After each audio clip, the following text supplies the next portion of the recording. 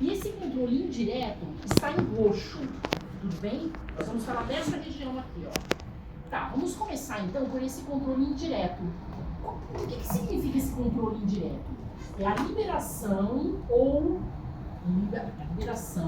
da neurosecreção, olha o que eu estou falando, hormônios liberadores ou inibidores dos neurônios cujos corpos moram nos núcleos lá do hipotálamo. Tudo bem até aqui? Então nós temos os neurônios secretores de fatores ou hormônios liberadores ou inibidores. Por isso que é controle indireto. São eles que vão atuar aí indiretamente o hipotálamo sobre as células da hipófise, né? Tá, então é sobre esse fator que eu estou falando. Quando a neurosecreção cai do hipotálamo para atuar na hipófise de maneira indireta, onde ela cai, essa neurosecreção? No primeiro plexo, tudo bem? Até aí? Primeiro plexo de capilares. Aí ele vai e viaja pelos vasos ou veias porta, hipofisárias, tudo bem? E aí ele vai para o segundo plexo, que é o que a gente falou, né?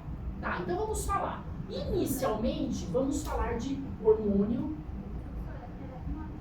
Ele vai cair no segundo plexo ele não vai nem um pouco para a hipofisária. Então, ele tem que estimular células antes. Ele estimula lá e depois não vai ter. Então, na veia hipofisária, esse hormônio não vai falar.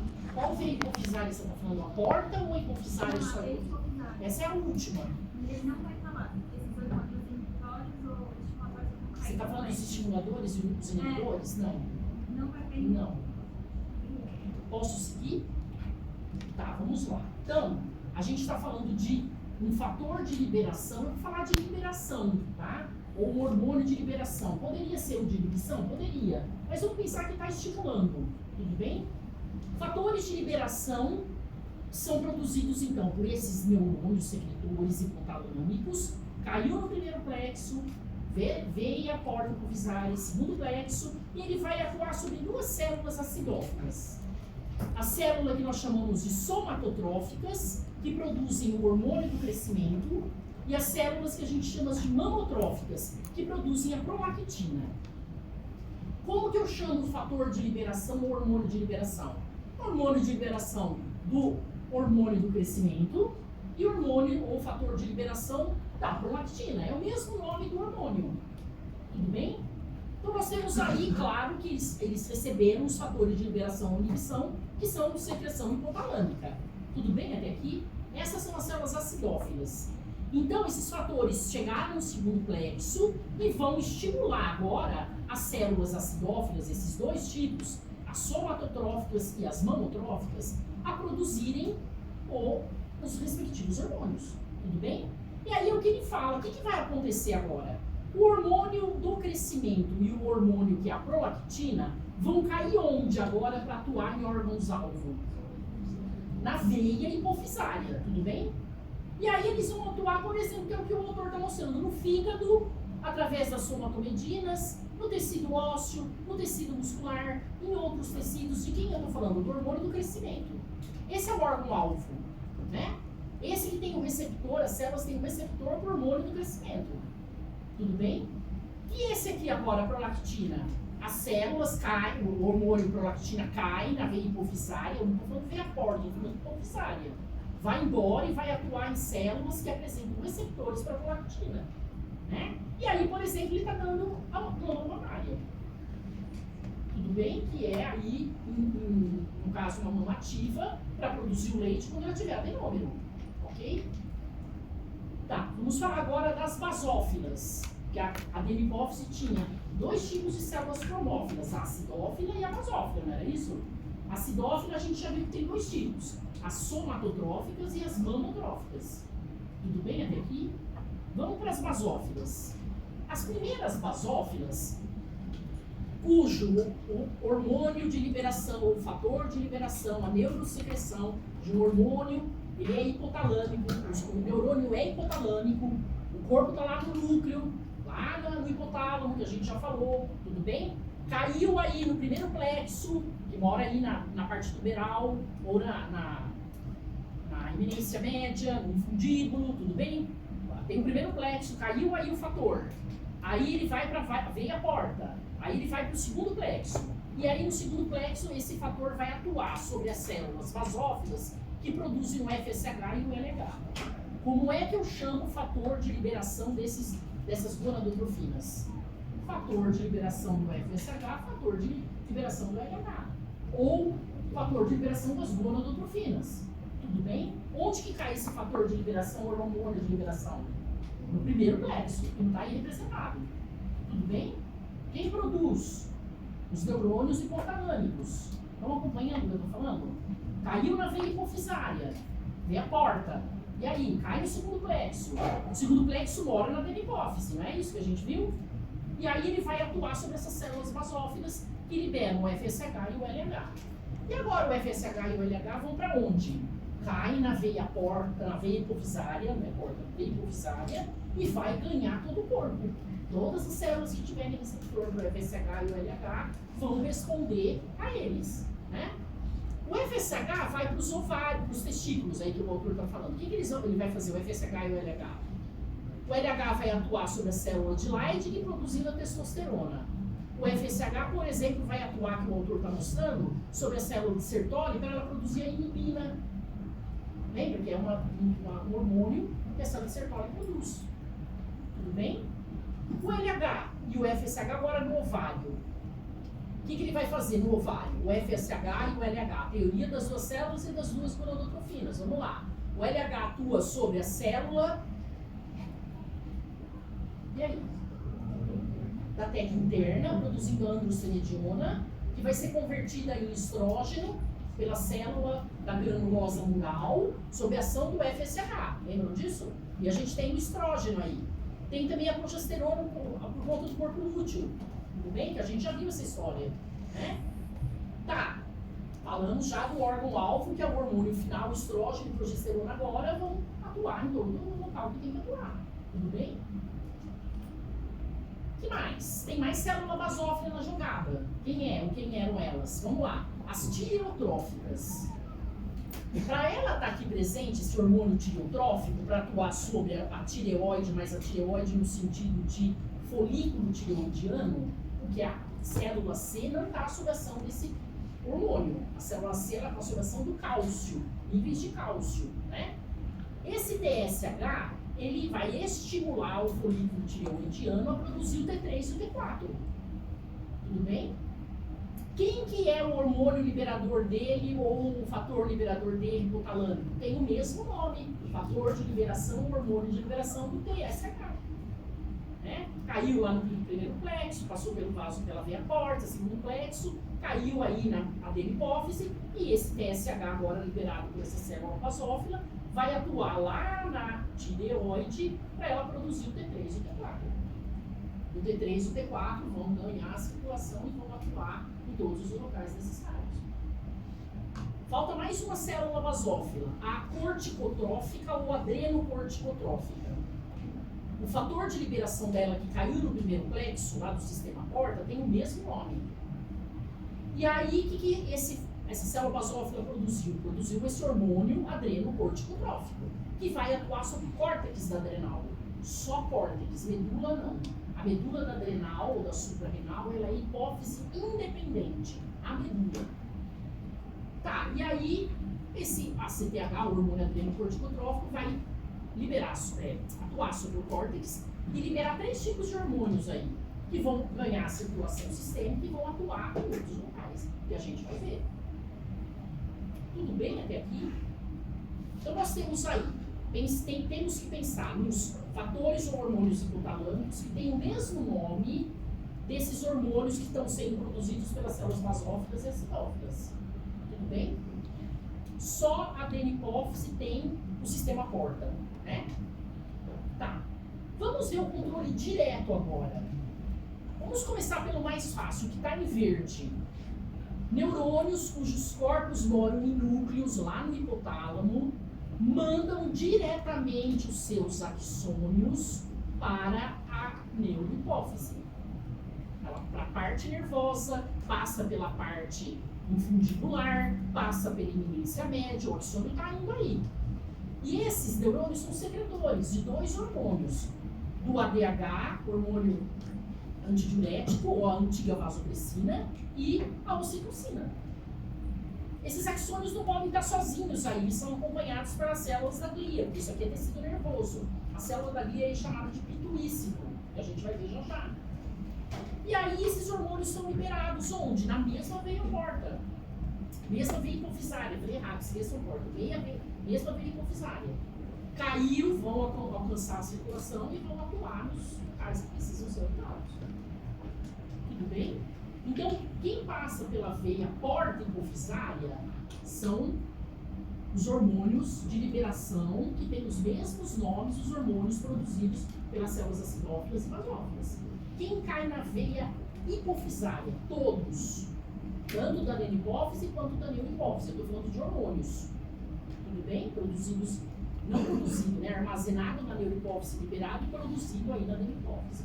Né? Tá. Essa é a parte da neuro. Vamos olhar agora essa que está em vermelho.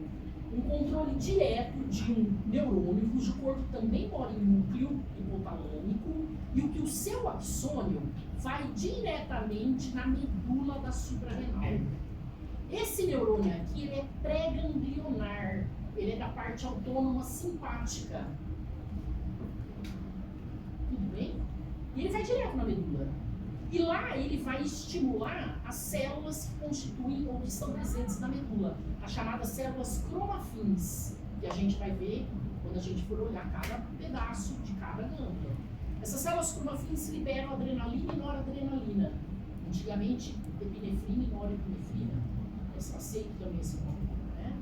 Então, o controle é direto. Eu não passo por outra coisa. O axônio vai direto com a neurohipófise também. Aqui não. O axônio termina onde? Onde terminam os axônios dos neurônios secretores desse controle indireto? No infundido. Termina aí. E aí só a neurosecreção dele cai no primeiro plexo. E o axônio não tem mais. Tudo bem? Que a gente já tinha falado antes. Né? Alguma dúvida? Pois não. Nesse último caso, então, o hormônio não vai para uma veia Hipofisária. Não. Controle direto, não. Porque aí ele vai direto estimular a neurosecreção, estimular as células cromafins. Não tem nada com vaso. Né? Só esse que tem a ver com vaso, né? Que é o ADH e a ocitocina. Posso seguir? Tá. Vamos ver agora. A gente vai falar do sistema porta, né? A gente já falou do FSH. Eu estou dando só um exemplo que a gente viu mais. O FSH e o LH via sistema porta hipofisário atuando, por exemplo, no sistema genital feminino. Toda aquela história do amadurecimento dos folículos, primeira fase do ciclo, estrogênica, a segunda fase do ciclo, progestacional com a presença do corpo lúteo. Como é que o endométrio se comportava nessas duas fases? Como é que aquelas glândulas cervicais liberavam o muco na primeira fase e no segundo? Como que era esse muco? A gente discutiu bastante isso em sistema genital. Né? Ação das gonadotrofinas em todas as partes do sistema genital feminino. Né? Só para a gente recordar que isso já foi visto no ciclo menstrual. Né? E para o homem é praticamente a mesma história. Olha agora. Eu falei que a parte intermédia, ou a parte intermediária da adenipófise, ela tinha aqueles cistos da bolsa de Hatt, vocês lembram deles? E que elas eram constituídas, se a gente fosse pensar em célula cromófila, ela só tinha basófila. Lembram do que eu falei? E o hormônio que elas produzem aí é esse que a gente conhece como PONC. É própio melanocortina. É um hormônio grande que vai ser quebrado em dois hormônios. O primeiro hormônio é o adrenocorticotrófico. E o segundo hormônio é o lipotrófico. Primeiro vem o adrenocorticotrófico, depois vem o lipotrófico. Depois da quebra dessa PONC. E esse que vem do adrenocorticotrófico, uma vez quebrado, vai gerar esse hormônio que é o melanócito estimulante. Que para o homem, ele não tem tanta ação. mas ele vai ter para os animais, principalmente animais que fazem mimetismo, que se escondem, né, por conta aí de defesa. Então, guardem por enquanto, a pars intermédia, a célula basófila, produz esse próópio melanocortina. Guardem por enquanto isso. E que dele vai vir esse hormônio melanócito estimulante, que vai estimular a pigmentação da pele. No homem, praticamente, isso não tem efeito. Síntese de hormônios esteroides na suprarrenal e nas mônadas, e regulação corporal, crescimento de feto, secreção de prolactina, não no homem, ok? E nós temos ele aqui agora, o hormônio melanócito estimulante. É esse que está em negro aqui, ó, que eu estou mostrando o melanócito. Primeiramente, ele produz a próópio melanocortina. Quem? Né? Quem que produz? As células basófilas, que é lá da pars tuberalis, ou da pars intermédia, ou parte intermédia. Para ela produzir esse PONC, tem que ter um fator de liberação desse hormônio, não tem que ter? É a mesma história. Quem que produz o fator de liberação desse hormônio? A mesma história. Lá, neurônio hipotalâmico, cai no primeiro plexo, né? Mesma coisa. Cai no vaso porta, cai no segundo plexo, e aí ele vai para essa região intermédia, né? Essa parte que tem os cistos da bolsa de Rattke. E o hormônio aí produzido por essas células basófilas é esse próópio melanocortina, que vai ser quebrado nessa região em dois. No adrenocorticotrófico, olha ele aí de novo, não é só no córtex adrenal que tem esse hormônio, né? Que vai esse hormônio. E o lipotrófico. E da quebra do adrenocorticotrófico gera o hormônio melanócito estimulante. E o outro, do lipotrófico, a beta-endorfina.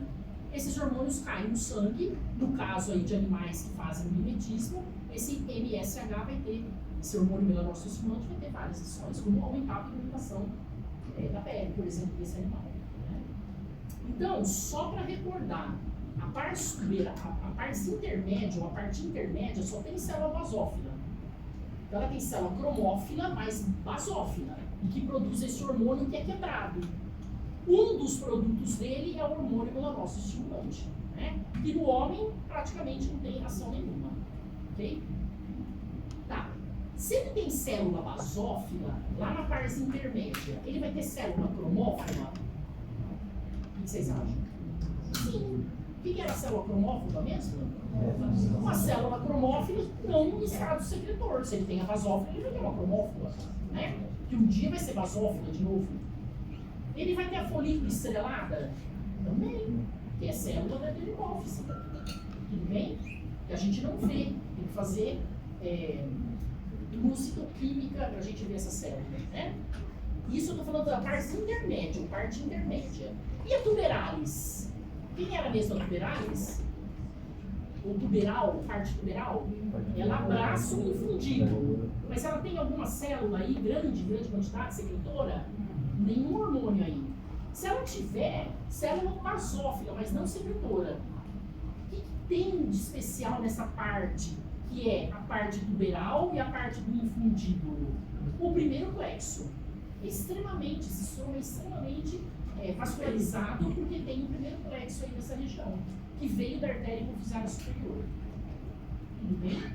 Então, a parte tuberal não é produtora de hormônios. É só a parte intermédia e a parte distal. Tudo bem, pessoal?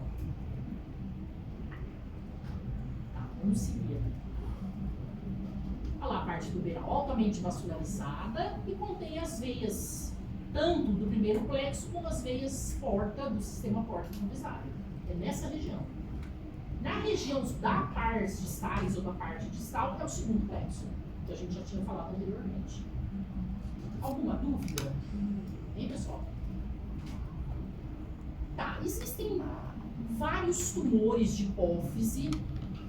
Esse é um dos tumores, adenoma, não é tumor maligno, em que o médico, o neurologista que vai dar o diagnóstico, ele vai olhar o tamanho para falar se é um microadenoma ou se é um macroadenoma. Então, ele vai olhar aí e vai falar que geralmente microadenoma você não remove, mas o macro você remove se for possível, não causando problemas aí nessa região, enfim, né? Então, pelo tamanho, ele vai falar quem é quem. Pelo status secretório também. E tem aí uma situação onde tem um adenoma que é o que causa vamos falar assim, uma superestimulação daquela célula que libera o hormônio adrenocorticotrófico, o ACTH, lá no córtex adrenal. Né? E isso leva a um excesso de cortisol, a gente vai ver aí, quando a gente falar da adrenal, ou prolactina, a gente vai ver também, ou o hormônio do crescimento. Tudo porque tem um adenoma que pode causar problema nessas células produtoras desses hormônios. Então precisa ver qual é a origem, por conta da secreção, se é uma célula basófila, se está envolvido aí o cortisol liberado por uma célula basófila, a prolactina liberada por uma célula acidófila, ou o hormônio do crescimento também liberado por uma célula acidófila, e assim por diante. Então o médico vai ver também o status secretório, o que está sendo ali secretado em grande quantidade nesse adenoma e está prejudicando o indivíduo de alguma maneira. A gente vai falar sobre isso, né, mais para frente. Se tira ou se faz uma biópsia, automaticamente se vê tipos celulares cromófilos que não são normais mais, né? Com a mesma morfologia, a mesma secreção e assim por diante, por uma biópsia. Mas vocês imaginem fazer uma biópsia de uma hipófise do tamanho que ela é, né? Do tamanho de uma ervilha. É extremamente difícil o acesso e a biópsia, né? Tá. Se a gente tiver uma hiperfuncionalidade do hormônio do crescimento, quem é que produziu? Quem é que célula da hipófise que produziu mesmo o hormônio do crescimento? Acidófila ou basófila? Acidófila. Tudo bem? Para ela produzir isso, caiu no segundo plexo, na hora que eu estou falando, um hormônio liberador do hormônio do crescimento, não foi isso? Mas ele veio lá no primeiro, caiu na veia porta, caiu no segundo, para estimular a célula acidófila a produzir o hormônio do crescimento, tudo bem? Acompanharam o que eu falei? Tá. Então, o que aconteceu? Muito hormônio do crescimento aí sendo liberado, quando ainda não fechou a lâmina epifisial. E aí o indivíduo tem essa situação que é o gigantismo. Muito hormônio do crescimento, mas quando já fechou a lâmina epifisial, o indivíduo já é um adulto, vai ter essa situação que a gente chama de acromegalia. O indivíduo tem o rosto meio quadrado e os dedos não uniformes também por conta desse crescimento das superfícies, osso, de dedo, de pele e assim por diante. Né? E quando ele tem uma hipossecreção, quando ele é criança que ainda não fechou a lâmina epifisial, é uma das condições do nanismo. Não é a única. O nanismo pode ser vários tipos, e uma delas é a hipossecreção do hormônio do crescimento. Olha agora, estou indo para a parte nervosa. Tudo bem? A gente já falou rapidamente dela. Esses corpos neuronais secretores moram em núcleos. Eles são bem falados, supraóptico e paraventricular. Eles moram lá no hipotálamo. Ele desenhou só um de cada aí, né, desses núcleos. E ele está mostrando nesse esquema que o axônio vai direto fazer parte, como constituinte, da parte posterior, logo posterior, parte da neurohipófise. Está aí, ó. No final do axônio, botão sináptico, a mesma história, telodendro, botão sináptico, e agora essa neurosecreção vai ser liberada no capilar ferniciado, que mora lá no estroma, tem estroma na parte nervosa, obviamente, vasos caminham em conjuntivo, então pode ter, é vascularizado o tecido nervoso, né? Essa neurosecreção cai aí. Lembra da sinapse secretória, axossecretória, que a gente viu lá no tecido nervoso? A gente falou dessa sinapse, né? E aí é liberado nesse capilar fenestrado ou hormônio antidiurético ou ocitocina, né? Lembrando que não tem sistema porta aí na neurohipófise, né? Tudo bem? E aí caiu esse capilar vai se reunir e vai embora junto com a veia hipofisária. E se reunir também com a mesma veia hipofisária, vai embora daí. Aqui é um esquema só para a gente olhar e comparar um tecido que é glandular e um tecido que é nervoso. É um esquema. E aqui nós temos os cistos da bolsa de Rathke, que fica entre o lobo, que a gente chama, a parte do lobo anterior, né? A parte da neurohipófise, que a gente chama de parte distal, Essa seria a parte intermédia e essa seria a parte nervosa. A adenohipófise, as duas, neurohipófise à esquerda. Tudo bem? Olha lá a adenohipófise. A gente não falou de célula basófila e acidófila? Olha lá aí, representada nesse esquema. Né? Na parte intermédia, ele praticamente não desenhou. Mas a gente sabe que são células basófilas. E na parte nervosa, o que são esses róseos aí? Ó? Não é colágeno, é axônio não mielinizado. Onde que eu vou ter colágeno? Em volta de vaso. Tudo bem? O resto não tem colágeno, é tudo axônio. Axônio ou prolongamento dos pituícitos, que a gente vê no núcleo. Eu posso chamar isso de neurópilo? Esse róseo aqui, das células, dos núcleos? Não. Para ter neurópilo, eu tenho que ter corpo de neurônio, lembram disso? Eu tenho que ter sinapse, né? Aqui não é o caso. Tudo bem? Mas o corpo de neurônio é fundamental, né? É só para a gente mostrar aí a neurohipófise. E aí, o corpo do neurônio mora lá no núcleo, o prolongamento, que é muito longo, o axônio, está até cortado aqui para mostrar que ele é longo, é abraçado pelos pituícitos. Nunca um neurônio, seja um corpo, seja dendrito, seja axônio, vai sozinho. Sempre tem que ter a célula, entre aspas, da glia, não é glia central, não é glia periférica, mas que acompanha uma parte do neurônio. Né? E aí, no caso da neurohipófise, é o pituícito, abraçando aí, controlando toda a funcionalidade desse axônio, protegendo esse axônio. Funciona como a glia mesmo, suporte para esse axônio. Né? E o que está representando essas bolinhas que estão dentro dele? O que é isso aí? As vesículas contendo o neurotransmissor. Ou a hormônio antidiurético, ou ocitocina. Não podem ter as duas no mesmo, na mesma vesícula, que a gente já sabe. Né? Tá.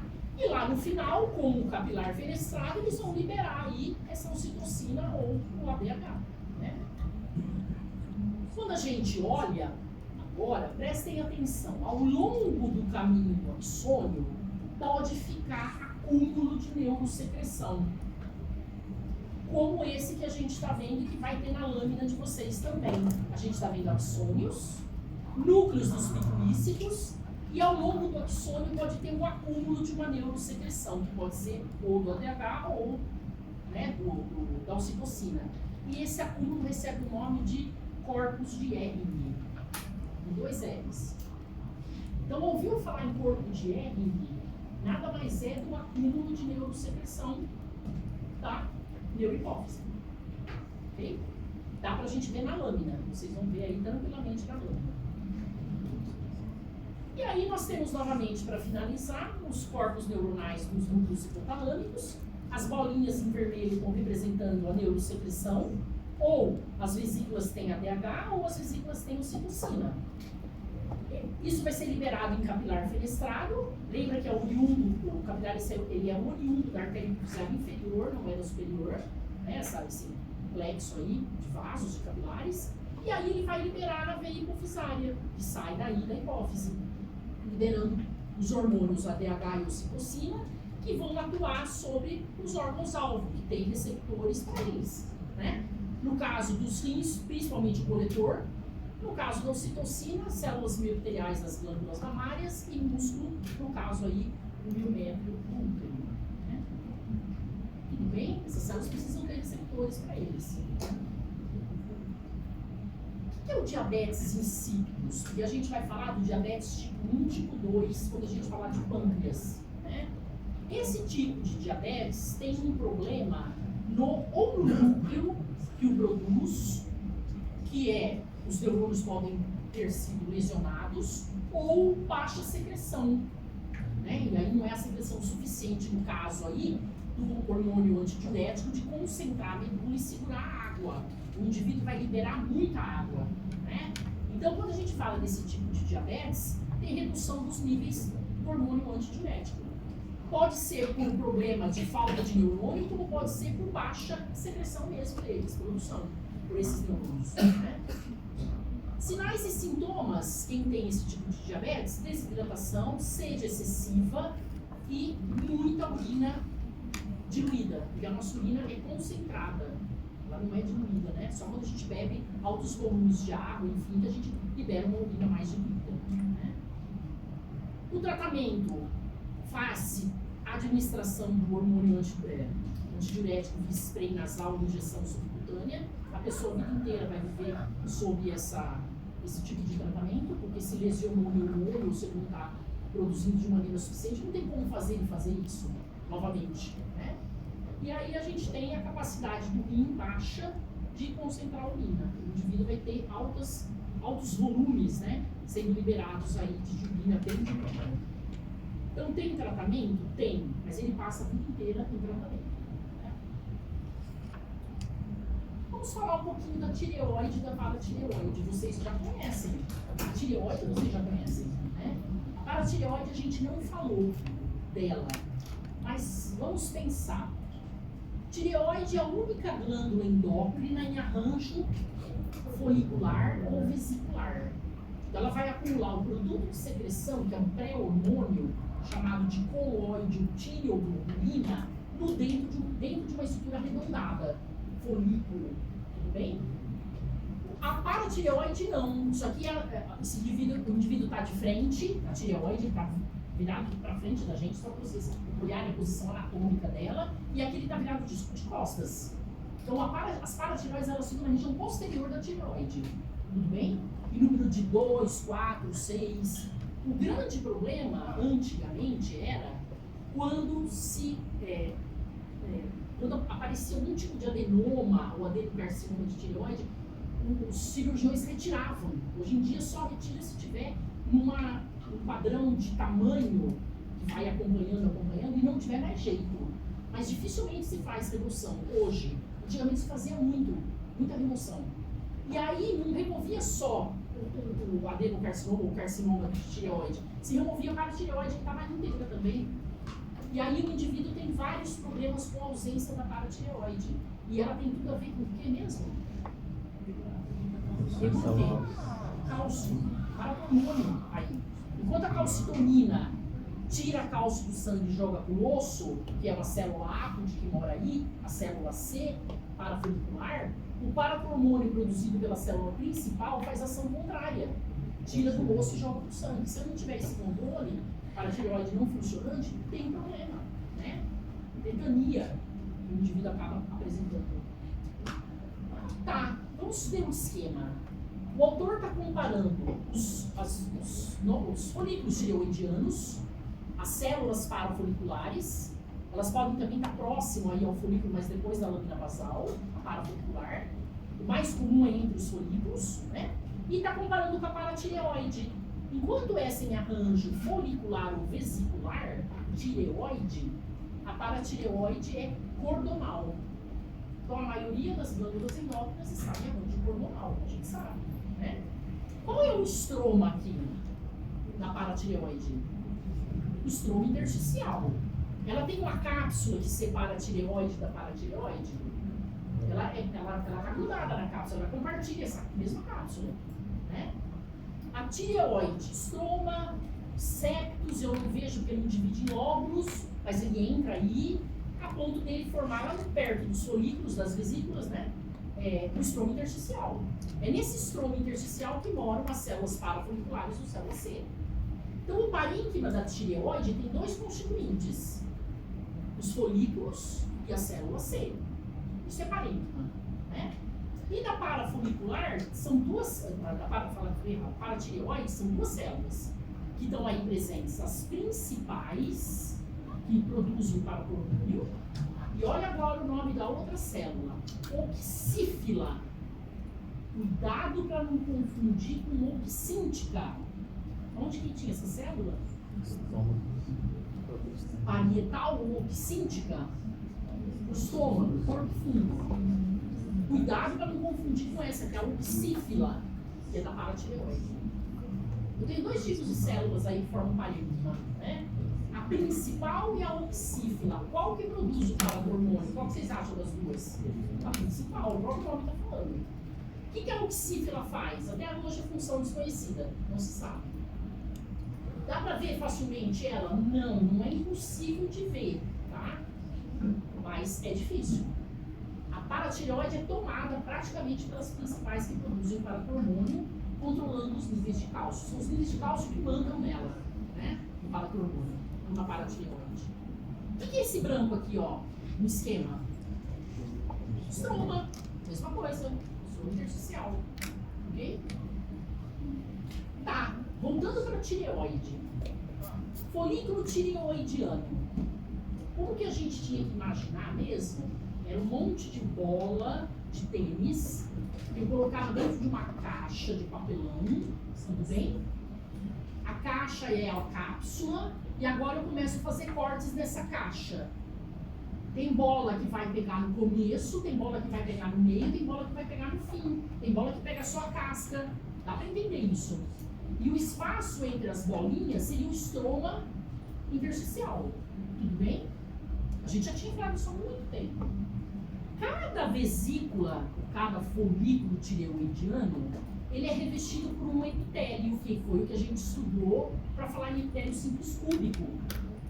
Lembram disso? Então, o epitélio que reveste normalmente, a célula tem um núcleo redondo. E nós temos aqui o esquema ao lado. O coloide, a tireoglobulina, a porção apical da célula voltada para o coloide, tudo bem? Porção secretora voltada para o coloide. A célula tem núcleo redondo, ela está apoiada numa lâmina basal, e no estroma intersticial, que é bem pequenininho, tem um capilar fenestrado. Tudo bem até aqui? Então o epitélio é um epitélio simples cúbico. Esse epitélio pode mudar, dependendo aí da situação. Ele pode se tornar simples pavimentoso, como ele pode se tornar simples cilíndrico. Vocês lembram disso? Quando a gente tem hiper e hipotireoidismo, o tireoidismo, aparece essa situação. Uma célula alta é uma célula que está em intensa atividade ou baixa atividade? Intensa, cilíndrica. O que a gente espera encontrar em termos de quantidade de coloide? Pouco. Então, os folículos tireoidianos são poucos. Um pouquinho coloide. E muito dessas estruturas aqui, ó. O que é isso aqui mesmo? Vacúolos de reabsorção. Vai ter muito. E já na condição do hipotireoidismo, o que é o contrário? O que é o contrário? O epitélio é pavimentoso, muito coloide, são enormes esses folículos, e pouco vacúolo de reabsorção. A gente já tinha falado. Então vamos comparar, esse é o normal, né? Quando a célula precisa fabricar o T3 e o T4, ela vai reabsorver o pré-hormônio, tudo bem? E aí a gente tem ele nessa situação e nessa ele produzindo tireoglobulina. Vamos ver como que a tireoglobulina é produzida. Aqui ele está acumulando, né? É uma célula que tem uma altura maior. O aminoácido, os aminoácidos de tireoglobulina é uma glicoproteína. Os aminoácidos eles vêm do sangue, né? Passam pelo sistema endossômico e lisossômico, Reg, Golgi, né? Para fabricar a tireoglobulina. E ele é jogado aí e fica acumulado no meio extracelular. É o único hormônio armazenado, o pré-hormônio armazenado extracelularmente. O resto é tudo intra. Né? Tá. Mas a tireoglobulina é iodinizada, tem que ter iodo nela. Da onde vem esse iodo? Da circulação também. Esses capilares carregam o iodo que vem da alimentação, né? Sal, enfim. Ele passa pela célula, transcitose, e vai iodinizar a tireoglobulina lá no meio extracelular. Na porção apical das células, né? Que as células estão olhando para o polo apical. Por que é importante ter iodo? Se não tiver iodo, qual é a situação?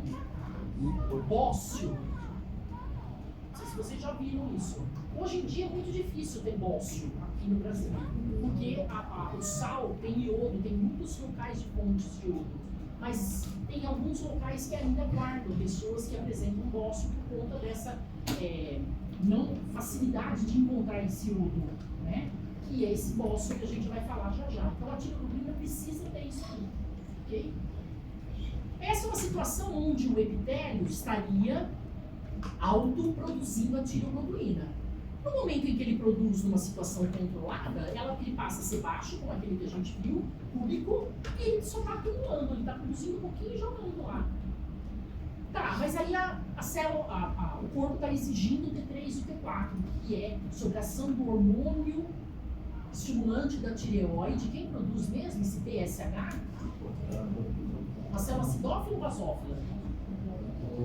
Acidófila. Não, basófila. Mamotrófica, as células mamotróficas e somatotróficas acidófilas. As basófilas, tireotróficas, corticotróficas ou adrenocorticotróficas e moronotróficas. Tudo bem? Tireotróficas, basófila. Essa célula produz o TSH. O TSH vai vir aqui para estimular as células foliculares a produzir o T3 e o T4. Tudo bem? Vamos ver como que é essa história. Nessa situação, a célula faz macropinocitose. Lembra lá da biologia celular? Para tirar pedaços dessa tireoglobulina. Por isso que forma os vacúolos de reabsorção, vão ficar pedaços sem vazio. Essa tireoglobulina é jogada dentro da célula e ela, através do sistema endossômico lisossômico, é quebrada de novo, né, transformada em T3 e T4. E esses caem na circulação capilar fenestrado. Pelo mesmo capilar que chega aminoácidos para produzir o iodo. E aí onde que eles vão, esse T3 e T4? Alcançar todas as células que tiverem receptores para eles, T3 e T4, no corpo todo. Tudo bem? E aí a gente tem esses vacúolos, porque foi removido tireoglobulina. Quanto mais a célula tiver ativa para produzir o T3 e o T4, mais eu vou ter vacúolo de reabsorção e menos coloide vai estar aí presente. A célula vai estar alta, que é o que a gente tinha falado. Né? Para que serve o T3 e o T4? Eles que regulam a taxa metabólica basal de todas as células e o consumo de oxigênio de todas as células. Imagine se faltar, né? Regulação de todo o metabolismo celular, estimula a síntese proteica, quebra de lipídio, reduz o nível de colesterol. E ainda regula o crescimento e o desenvolvimento de uma maneira geral, principalmente do sistema nervoso e órgãos do sistema genital. Né? Então, muito importante, a gente fala de uma maneira geral, elas atuam sobre o metabolismo geral do nosso corpo, em todas as células praticamente. Olha o feedback que eu tinha falado anteriormente. Né? O hipotálamo libera o fator liberador, o hormônio liberador do hormônio tireotrófico, TSH. Tudo bem? A célula basófila, uma das células basófilas da parte distal, ela é a produtora, sob a ação desse hormônio liberador, do TSH. Tudo bem? Recebe o mesmo nome, o hormônio com o fator liberador do mesmo. Tá, esse TSH vai atuar no folículo tireoidiano. Bem, esse hormônio liberador aí, né? Desculpa, esse TSH, que é o hormônio, vai atuar lá no receptor da tireoide, da folículo tireoidiano. E aí a célula produz o T3 e o T4, que eu acabei de falar, que cai na circulação. A própria quantidade do T3 e do T4, uma vez na circulação, vão fazer feedback negativo para células basófilas da parte distal, impedindo a liberação do TSH, como também faz feedback negativo para impedir lá no hipotálamo a liberação dos hormônios liberadores ou fatores liberadores do TSH. Que é o que a gente falou, sempre tem esse feedback, esse controle de produção. Né? Pode ser hora positivo, pode ser hora negativo. Vocês vão ver muito isso na fisiologia. Ficou claro aqui com esse exemplo? Hein, pessoal? Quem é o hormônio trófico? Tem dois aí. O hormônio liberador é trófico. Para quem? Para a célula basófila. Quem é o outro? A célula basófila libera o TSH para estimular a célula do folículo tireoidiano, lá, englobar a tireoglobulina, outro hormônio trófico. Quem é o hormônio-alvo? O T3 e o T4, que vão atuar em todas as células que tiverem receptores para T3 e T4. São todas as células praticamente do nosso corpo. Né? Pode. Tá tudo bem.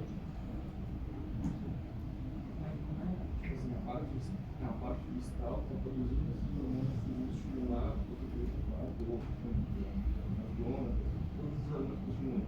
Parte distal da adenipols, pares distais ou parte distal, dentre os hormônios que ela produz esse. A célula basófila produz o TSH. Os estimulam, mas outros lugares a produzir não ajuda não. As donas, Eu estou falando do TSH. não, sim. Mas aí, o que vem do hipotálamo? Ou esse TSH vem do hipotálamo? Ou é só a estimulação para produzir o TSH? É só a estimulação do TSH. Se você estiver falando em FSH e LH, muda a história. O hipotálamo vai produzir o hormônio liberador das gonadotrofinas.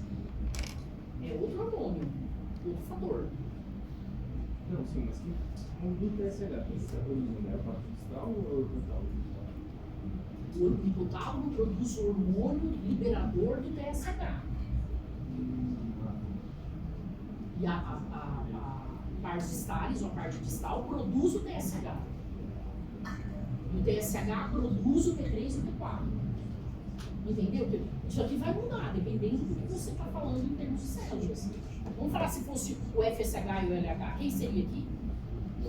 O hormônio liberador das gonadotrofinas. Tá, elas vão atuar, ele vai atuar em qual célula? Basófila ou acidófila? Basófila. Vai produzir o FSH e o LH. Tudo bem? Esse FSH e LH vão para onde? Ovário e testículo. E aí, por exemplo, a testosterona vai fazer o feedback negativo. Tudo bem? A inibina da célula de Leydig, Sertoli, vai fazer o feedback negativo. Aí você muda toda a história. Para cada hormônio tem uma história. Ok? Tudo bem, pessoal? Olha agora. Eu tenho 3 situações aí do folículo tireoidiano. Essa é a normal, do dia a dia nosso. Onde os núcleos, aqui eu tenho um folículo, aqui eu tenho outro. O estroma está aqui no meio. Não confundam isso aqui que não é um epitélio com 2 camadas, né? Tá, esse epitélio, o núcleo está redondo, poucas vacunas de reabsorção, o coloide lá dentro, normal.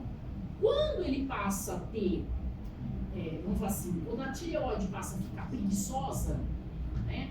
Que ela só está, não está reabsorvendo o coloide, vai acumulando muito coloide, a gente fala nesse sentido, o hipotireoidismo, mas pode ser várias causas.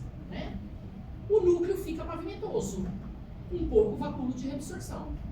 Quando ela está super funcionante, o núcleo vai ser de cúbico, de redondo para cilíndrico, e muito vacúolo de reabsorção e pouco coloide. Então a gente tem aqui 3 fases de um mesmo folículo tireoidiano que ele pode passar. O normal, como ele pode ficar super funcionante, como ele pode ficar pouco funcionante. Tudo bem?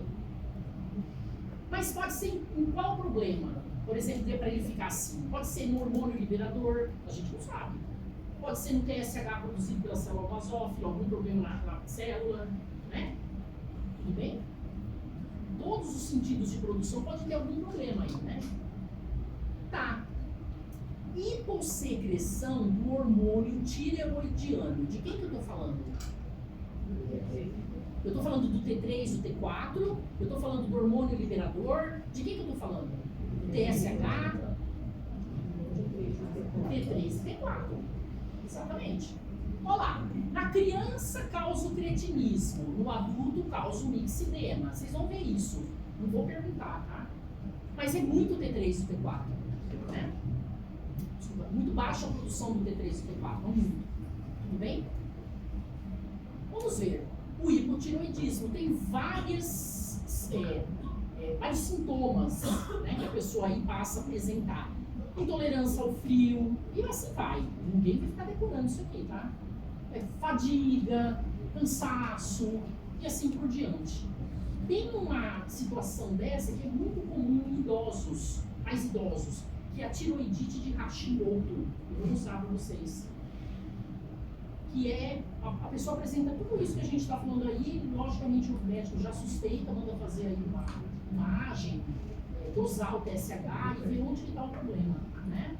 E a pessoa convive muito bem, obrigada com ela. O contrário, muito T3, T4, é o hipertireoidismo. Como que a folículo vai estar? Um pouco coloide, muito vacúolo de reabsorção e a sala mais alta, né? Produzindo muito T3 e T4. E aí a gente tem a doença de Graves junto com a exoftalmia, que são esses olhos soltados. Né?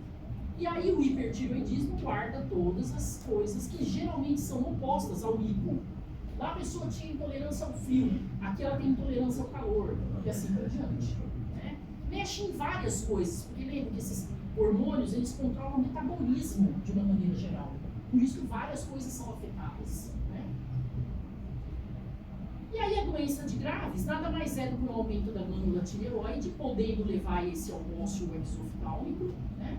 E aí a gente vê, olha lá, presença de células foliculares cilíndricas, excessiva produção do T3 e T4, diminuição do coloide, e aqui não está muito vácuo de absorção, mas ele está. E olha a causa. Anticorpos IgG, autoanticorpos, ligam-se aos receptores do TSH. Lá na célula folicular, em cada célula folicular. Mesmo não tendo grande quantidade, ele fica estimulando essa célula o tempo inteiro. E aí ela produz, na verdade ela reabsorve em grande quantidade o coloide e produz muito T3 e T4. Existem várias causas, né, que vocês vão ver. Uma é essa. Uma tireoide uma tireoide doente com hipertireoidismo. A gente praticamente nem vê os folículos, né, aí presentes. Pouquíssimo coloide lá dentro. E aí a gente vai para o ósseo, ou goiter, que é falado. Lembra que é muito importante ter iodo. Então a gente tem que ter uma ingestão de iodo de pelo menos 1 miligrama, 2 miligramas por dia na dieta. Se a gente tiver menos isso, a gente não tem o iodo suficiente, menos de 10 miligramas, não tem o iodo suficiente para fazer a iodinização da tireoglobulina. E aí vai causar o aumento dessa glândula. Como? Vamos ver. Nós temos então uma ingesta padrão, tanto que precisa ter de iodo para fazer essa iodinização, e a falta vai levar o quê? A não produção do T3 e do T4. Se eu não tenho uma tireoglobulina legal, iodinizada, ela não vai formar um T3 e um T4 normal, né? O que é acumulado, o que é reabsorvido é ela iodinizada, né? Tá, então eu não tenho, mas eu não tenho inibição do TSH, ele continua lá presente. E aí tem uma secreção excessiva dele, secreção excessiva do coloide e aumento da glândula. Mas tem esse aumento por conta não de grande quantidade ou baixa de T3 e T4, por causa do iodo. Então é outra situação. Né? Isso aqui leva a uma condição parecida com o hipotireoidismo, mas não é não ter, pela falta, vamos falar assim, não tem nada a ver com o TSH, é pela falta do iodo. A tireoglobulina não é iodinizada, né? E vira uma condição semelhante a essa e o aumento da tireoide aí presente. Tá, podem ter aí vários tumores que façam remoção cirúrgica, se for o caso, ou se administra, se for uma hipossecreção de TSH, administra aí para ter o T3 e o T4, o TSH, endovenosamente, enfim, né? E aí tem a tireoidite de Hashimoto, que é um tipo bem comum de hipotireoidismo. Como é que o patologista reconhece? Porque tem essas células em aumento em número, hiperplasia, metaplasia, enfim, que o indivíduo que descobriu e descreveu primeiramente essa tireoidite deu o nome dele. Então, quando o patologista se depara com esse tipo de célula, ele sabe que é Hashimoto. Vocês vão aprender isso também, não vou cobrar mais pra frente. Okay? Ela muda totalmente a cara, né? Em termos de células. Vamos falar um pouquinho da célula C, ou parafoliculares. A posição mais comum da gente encontrar é entre os folículos tireoidianos. E a gente vê ela como bem diferente. O núcleo dela é cromatina descondensada, grande, comparado com o núcleo do folículo tireoidiano, que é uma cromatina mais condensada e o núcleo é menor. Elas se destacam entre os folículos. Não tem como não ver essa célula, né? Elas pertencem ao sistema APOD, que são aquelas células que captam precursores de amina e descarboxilam esses precursores. Típicos células APOD que vocês já viram em outros locais. Onde que vocês viram célula APOD além daqui? Intestino tinha, estômago tinha, lembra que a gente falou? Sistema respiratório, a célula K era uma célula A, de lá na traqueia, epitélio respiratório, tem vários. Esse é um exemplo, né? A gente vai ver outros. A gente já sabia, elas liberam calcitonina, dependendo ou sob o controle de cálcio, de calcemia, níveis de cálcio no sangue, isso que vai mandar aí a produção do hormônio que ela fabrica, que é a calcitonina, né? Esse célula C vem dela, de calcitonina, C, né? Então, altos níveis de cálcio, muita calcitonina na jogada para tirar o cálcio do sangue e levar para o osso. Pouco cálcio no sangue é o contrário. Quem vai em ação agora é o paratormônio, produzido pelas células principais da paratireoide. Então não é, a gente fala assim, vamos ver a tireoide. Quem é hipófise dependente na tireoide? Qual parente na hipófise dependente? O folículo tireoidiano, esse é hipófise dependente. Dependente de quem? De quem ele depende? O TSH, que é produzido por uma célula basófila, né? Lá da hipófise, sob ação de quem mesmo? Um hormônio hipotalâmico, hormônio liberador do TSH. Lembram disso? Então, hipófise independente é o folículo. E hipófise independente. Dependente. E independente é a célula C. Quem manda nela? Os níveis de cálcio. Tudo bem? Outra que vai ter a mesma história de ser dependente ou independente é a adrenal, a suprarrenal. O córtex da adrenal, da suprarrenal, é hipófise dependente. Ele depende do hormônio adrenocorticotrófico. A medula, que é aquela que tinha o axônio indo direto para ela, né, que produz catecolaminas, adrenalina e noradrenalina, ela é independente da hipófise. Então, ela é hipófise independente. A adrenal segue que nem essa, ok? Que a gente vai ver, em termos de controle. Aí nós estamos vendo em menor aumento, onde elas se localizam. Elas podem também estar após a lâmina basal das células foliculares, né, em um conjunto entre os folículos tireoidianos, e liberam também a calcitonina no capilar fenestrado. Um detalhe aí de várias, vocês estão vendo? E aí a gente vai para o paratireoide. Tudo bem? A gente já sabe, tireoide em arranjo folicular, a paratireoide em arranjo cordonal. Vamos lá no arranjo cordonal. Nós estamos aí circundando a paratireoide e vamos ver ela em maior aumento. Okay? O que eu espero encontrar aí? Dois tipos de células. As principais, que produzem o paratormônio, e as oxífilas, que são de difíceis visualização. Não é impossível visualização. Ok? Tá. Quem que manda nessa glândula? Ela é hipófise dependente ou hipófise independente? Independente. É níveis de cálcio. Ok? E aí nós temos aquele esquema, o arranjo cordonal de células principais e as células oxífilas, que são bem mais acidófilas que as principais. Então, é um conjunto de células mais acidófilas no meio desses cordões, que seriam essas oxífilas, que têm função desconhecida. Essa é a paratireoide que vocês têm aí na caixa para olhar. Basicamente, a gente vai ver a oxífila. Isso aqui é o estromo intersticial, e ela é em arranjo cordonal. Mas a gente fala, mas a gente não está vendo cordão. Porque o cordão é muito perto um do outro, mas é tudo cordonal. Como se a gente tivesse visto, vendo esses cordões aqui, células. E o estromo está aí no meio. Né? Tá.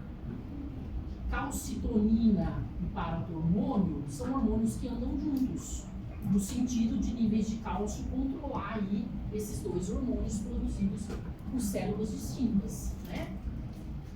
Então, altos níveis de cálcio no sangue, isso é um aviso para célula C da paratireoide, ou células parafoliculares da tireoide, falei errado, tireoide, liberar calcitonina. Remove cálcio do sangue e joga para o osso.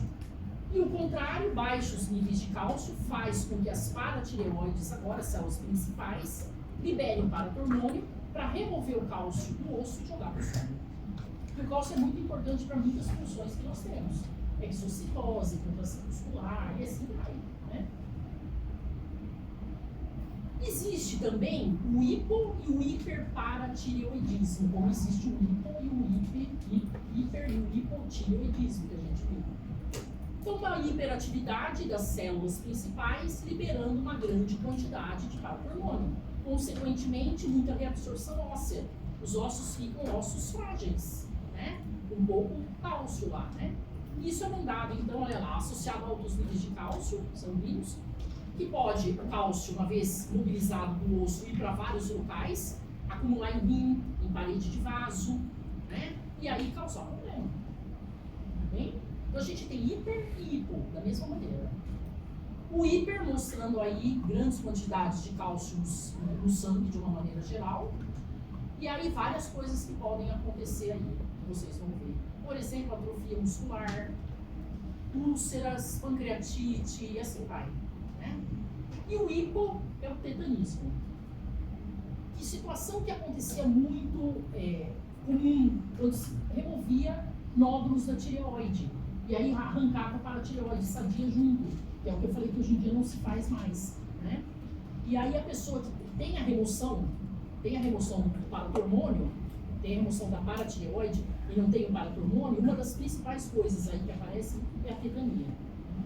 Mas ela pode vir acompanhada de convulsões e assim por diante.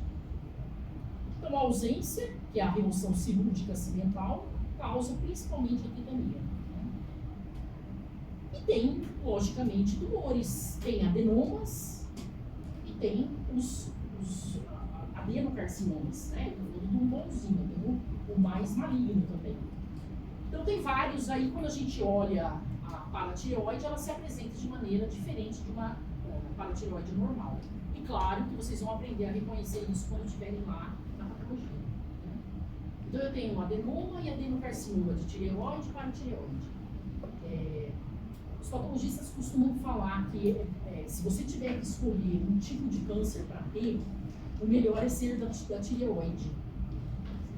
Não são tão agressivos, controlado facilmente, né? Tem os agressivos, mas assim, os melhores, os mais bonzinhos são adenocarcinomas de tireoide. Isso tem a fala deles de uma maneira geral. E aí a gente vai para o pâncreas. Vamos fazer um intervalo? Ou vocês querem seguir?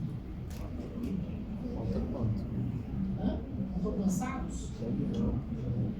Vamos fazer um intervalo? Pelo menos uns 10 minutos, 15 minutos? Repare que eu não mostrei nenhuma lâmina.